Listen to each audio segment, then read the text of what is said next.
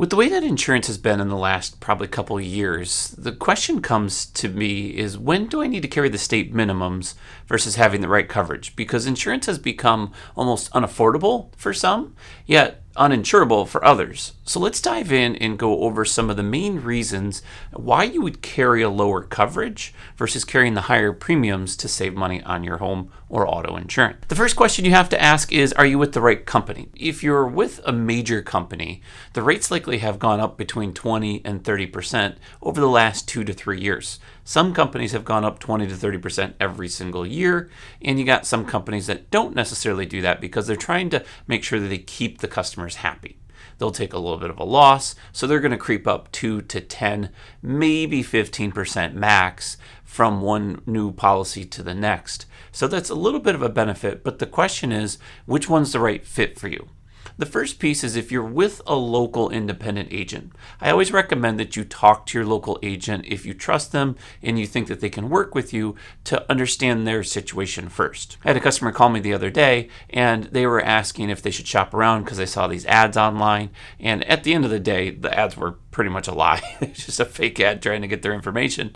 But the ability to shop them, even I knew I couldn't beat their price. They were paying a couple $100 for condo insurance, and then they were paying about $100 a month for the auto insurance. Now this is in a state where our average is $200 plus a month, so they were getting one of the best deals that I already knew.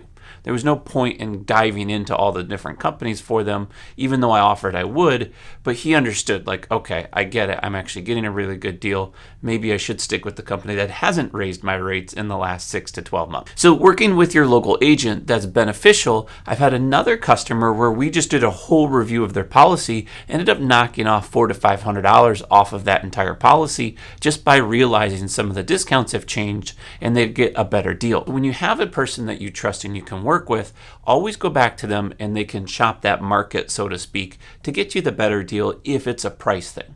My biggest thing that I want to say is be careful because you don't want to give up coverage for the cost if there's not a big gap there.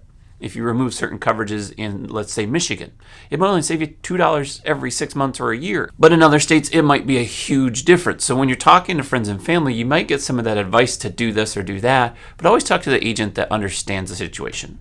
By the way, if you are looking for a new agent, I'll put a link in the description below where you can work with one of the local agents in your state. It may go to one of the companies that we work with, or I direct you to a person that can help you all around. That's not to say that your large companies like your State Farms and your Farmers and your kind of all states, they work with different agencies as well. But some of those like individuals, there's even individual AAA versus the ones that go independent. They're the same prices, but you might as well work with one that's independent. They can now shop it around.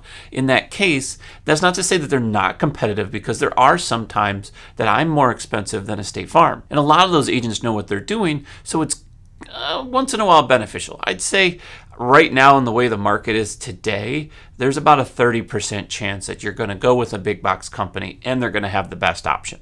So it's not impossible for that to happen versus you going to that local agent that works with Allstate, State Farm, AAA, Progressive, Safeco, which is a Liberty Mutual company, Foremost, which is a farmer's company. So like all these sub companies that these big box still want to be independent. They still want to sell over in this world, but they can't. So they make these sub companies. That's not to say that you don't have those options. Let's get back to the price thing. So going with the state minimums, there's a few reasons you should look at the state minimums. One, if you're in a low risk area, so if you are out in the country, you drive a few thousand miles a year, there's very risk for you, then you may not need a lot of coverage. The largest thing that you have to think of is, aside from that, is what is my risk for me personally? What is my income level? What are my assets? What is my value financially as far as everything that I have? So your net worth, as we call it. And if your net worth is a lot more than a state minimum, it may make sense to pay a few dollars extra, if not a few hundred more, to have that coverage that protects you properly. That way, if you do go into town or something happens and you're liable for that, you don't want to be losing all of everything that you've built for the last 10, 20, 30, 50 years just because you didn't want to pay extra on your car insurance. Same thing goes for the house, but we're just talking mostly car. The other part is if you have low income, that's the opposite. If you don't have a large income and you don't plan to be a doctor or make a 6-figure income, then there's very low risk. Yeah, it's a moral thing because now you're technically screwing someone else. They'll sue you, you go bankrupt, and nobody gets paid, right? And then it just is what it is. But at the end of the day, you've got to afford the insurance too. So you've got to find the best fit of where your finances are, where your liability risk is, or your net worth. And if it's not a ton, that's why they make those state minimums, because it's enough in most cases to satisfy an accident. And obviously in the major cases, you're just going to have to go through the courts to figure that part out. So if you have budget constraints, that's the main reason that you would look at a lower coverage.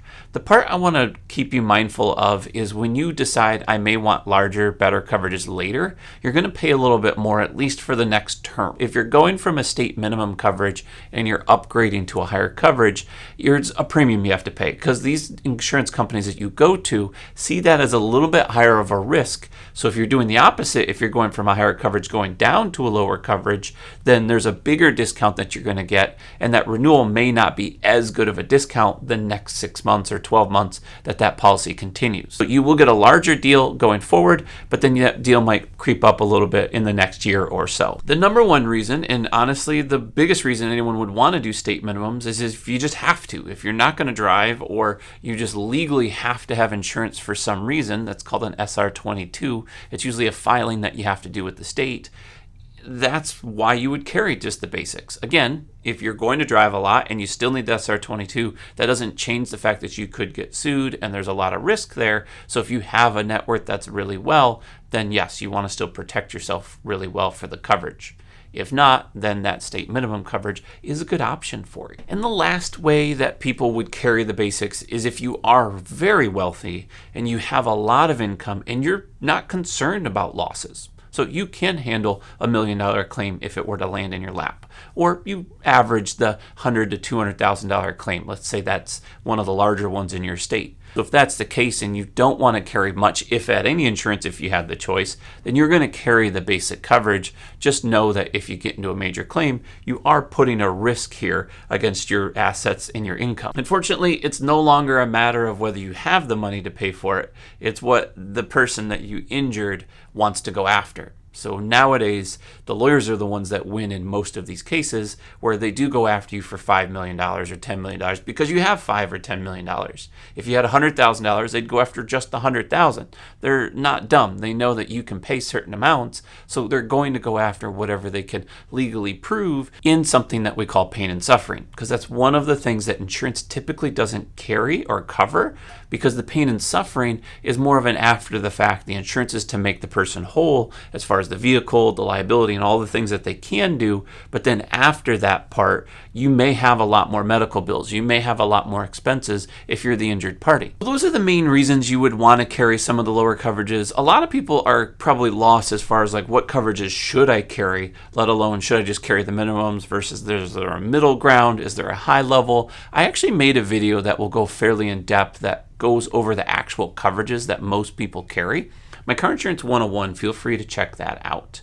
If you're still not sure if you're ready and you're just going to keep the higher coverages and you just want that better option, then just check out some discounts that might be beneficial to you as well.